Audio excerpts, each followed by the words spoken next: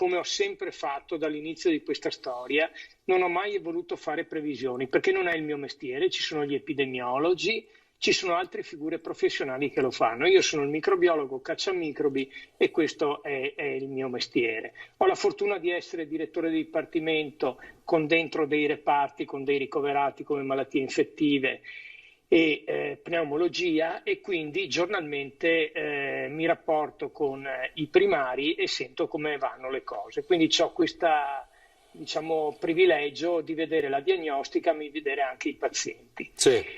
Allora, che cosa è successo? Brevemente, perché sempre parlando di quello, voi ricordate, a marzo, aprile c'è stata questa impennata incredibile di casi in cui molti sono finiti in ospedale, molti finivano in rianimazione. In quel periodo non facevamo tutti i campioni che facciamo adesso, non facevamo tutti quei monitoraggi, ma comunque la situazione era molto pesante. Poi vi ricordate che a giugno e luglio a un certo punto sono scomparsi i ricoverati. Sono rimasti, questo ci tengo a dirlo, sono rimasti dei positivi e addirittura anche ad alta carica, ma quello che abbiamo osservato a giugno e a luglio è che quei pazienti che erano ad alta carica, e le ricordo che abbiamo seguito dei focolai molto importanti come l'ex caserma Serena, Certo. 256 positivi ad alta carica, nessuno aveva la sintomatologia. Poi in Veneto non abbiamo mai abbassato la guardia. Diciamo che i microbiologi sono rimasti a lavorare come dei matti, perché in realtà hanno continuato a fare i tamponi, tant'è che siamo andati in crescendo.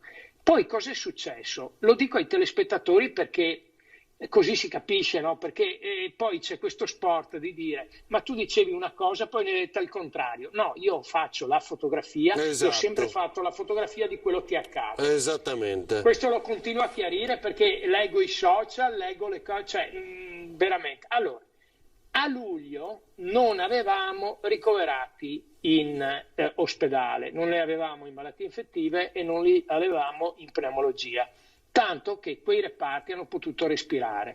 Qualcuno è andato anche in ferie, per dirle giustamente, per respirare. Dopodiché, cos'è successo? Abbiamo osservato una cosa, che a fine luglio, a settembre, sono tornati quelli che tornavano dai paesi dove erano stati in vacanza, tipo Croazia, tipo Spagna e anche dalla Sardegna. E cos'è che abbiamo iniziato a osservare? Le racconto quello che abbiamo osservato, la realtà. Abbiamo osservato che quelli che tornavano da queste zone iniziavano ad essere sintomatici, non sintomatici importanti, però osservavamo, per esempio dalla Sardegna, dei giovani che tornavano con febbre anche 38 e 39 e poi si risolvevano le cose. Attenzione, sempre con carica elevata. Quindi avevamo pazienti a giugno-luglio con carica elevata che non avevano sintomatologia e poi quelli invece la Sardegna, carica elevata ma con sintomatologia. Adesso cos'è successo? È successo che abbiamo aumentato moltissimo i tamponi.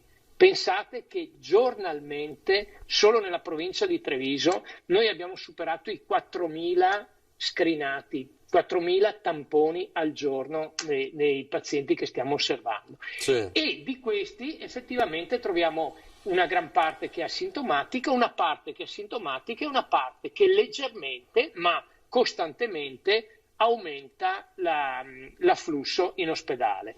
In questo momento sono aumentati i pazienti in malattie infettive e proprio questa sera ho parlato con il primario, la dottoressa Romagnoli, della pneumologia e stanno aumentando in pneumologia.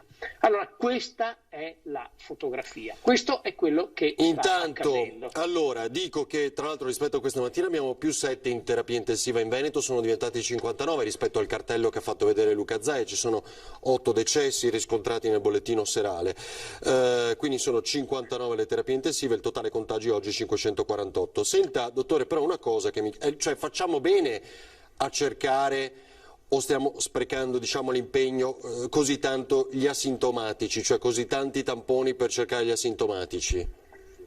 Ma guardi, io penso che questo qua è stato un modello che hanno poi replicato in tutte le parti del mondo, quello del Veneto. Adesso, secondo me, saranno fondamentali i prossimi giorni, le prossime 2 settimane per capire esattamente come dovremmo andare avanti. Dobbiamo tenere duro per avere più dati possibili, per cercare di dare dati ai modelli diciamo matematici per gli epidemiologi, dobbiamo aumentare le capacità diagnostiche rapide e raccogliere i dati e stare e diciamo così e ogni giorno fare il punto, fermarsi e fare il punto. Mm. Guarda, io credo che una cosa fondamentale è questa, di cui veramente sono convinto. Noi dobbiamo capire, perché tutti dicono che questi ceppi sono tutti uguali, no? Allora qualcuno mi dovrebbe spiegare perché a luglio, a giugno-luglio, stessa carica, pazienti giovani erano totalmente asintomatici e perché adesso, invece, stessa carica, stessi giovani, invece iniziano a essere sintomatici. Allora, siccome bisogna essere concreti nella vita, io penso che il lavoro che dobbiamo fare questa sera, ho parlato sia con l'assessore sia con il direttore generale dell'Istituto Zooprofilattico, noi partiremo ufficialmente con il monitoraggio dei ceppi che circolano nel Veneto per sequenziarli. Ah. Sequenziarli cosa vuol dire? Vuol dire che faremo diciamo, l'impronta digitale per vedere se esistono ceppi diversi e se le mutazioni legate alla diversità del ceppo sono legate a una sintomatologia diversa. Questo è un lavoro che bisogna fare. Interessante, interessantissimo. Quindi sequenzieremo i ceppi veneti per capire come cambia questo virus, perché adesso... Sì. Senta, dottore, un'altra cosa velocissima che le volevo chiedere. Guardi, oggi, annunciando la sua presenza come quella di altri, mi è arrivato un messaggio, che ovviamente non ho qui, sì. Guardi, non so la provenienza, però voglio veramente essere semplice con lei perché ci aiuta sempre a capire. Lei ci ha spiegato cosa vuol dire quella famosa centrifuga per arrivare a determinare la carica virale e che per arrivare a determinare la positività a volte servissero 30, non so, 40 cicli, però guardi, lo spiega lei ovviamente perché io sono totalmente ignorante da questo punto di vista. È vero che forse abbiamo a volte, e vorrei capire a che punto siamo adesso, aumentato questi cicli, no, sul tampone, nell'analisi del tampone per riuscire a pescare la positività per quanto piccola fosse. Ecco, e adesso a che punto siamo allora di questi cicli? Sì, sì, assolutamente le chiarisco il punto, perché anche qui va raccontato cosa è successo. Noi questo problema l'abbiamo sollevato già 3 mesi fa. Avevamo detto attenzione che andiamo a cercare pezzi di virus morto e in realtà questo che abbiamo annunciato poi è stato consolidato dai lavori pubblicati in letteratura che hanno seminato campioni provenienti da pazienti con cicli elevati, l'hanno seminato su culture cellulari per vedere se il virus si replicava e il virus non si è replicato. Tanto che questo è stato accettato da tutte le comunità scientifiche, compreso il CDC di Atlanta, che in un documento prodotto circa 3 settimane fa dice attenzione, sopra il 33 di ciclo lasciate perdere sostanzialmente perché sono virus morti. Quindi questa è una cosa assodata, ormai condivisa da tutte le comunità scientifiche. Tanto è vero che... Posso chiedere, scusi, quest'estate sì. erano tutti cicli sopra il 33? Allora, quest'estate noi avevamo molti pazienti con cicli sopra il 33, ma anche, come per esempio nella caserma Serena, avevamo pazienti con carica molto bassa, cioè addirittura 15, 10, quindi carica molto bassa, che erano sintomatici. Quindi quello che voglio dire, perché dopo mi dispiace anche creare confusione, ma io devo dire le cose come stanno. Non è che, per quello. Ecco, perché guardi, mi permetta di dire un'altra cosa, che mi tolgo un altro sassolino alla scarpa. Lo faccia. Quello che noi abbiamo sempre raccontato è quello che noi abbiamo visto e abbiamo raccontato sempre la verità. Mai nell'ambito della microbiologia abbiamo nascosto le cose. Le ricordo quando c'è stata la tubercolosi, e tutta la vicenda di Motta, le ricordo quando ci sono state le meningiti, e lei se lo ricorda bene, certo, che abbiamo sempre dato le notizie. Le ricordo quando abbiamo avuto l'epidemia delle ceppo-resistenze della New Delhi, che siamo stati i primi in Europa a dire: guardate che qui c'è una epidemia e ci interveniamo subito. In Toscana lei ha visto che questo non è stato fatto e poi hanno avuto il disastro che quindi è proprio una filosofia, un approccio nei confronti dei nostri cittadini, dire esattamente le cose. Dopo qualcuno dice: ma se tu dici queste cose fai abbassare la guardia.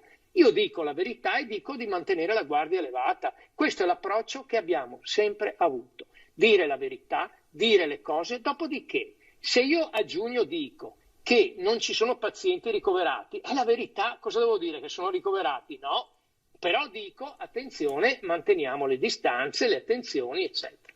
Certo. Quindi quello che continuiamo a ripetere, no? Adesso noi, sempre perché diciamo la verità, diciamo che le cose stanno aumentando nei reparti di malattie infettive e di pneumologia, e anche abbiamo visto che qualche dato in più lo abbiamo nelle rianimazioni. Non abbiamo il picco che abbiamo avuto a marzo-aprile per adesso. Una crescita lenta ma costante. Lentissima, sì, questo. Va bene.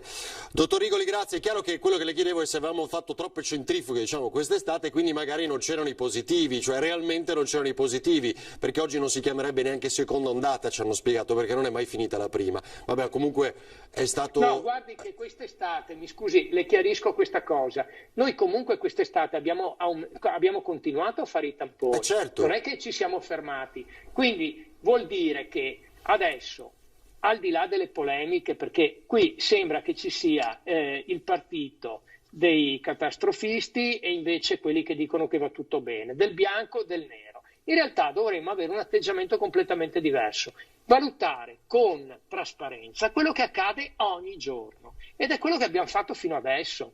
Capisce? Io penso che abbiamo una popolazione che è adulta, a cui bisogna dire la verità, nel bene o nel male.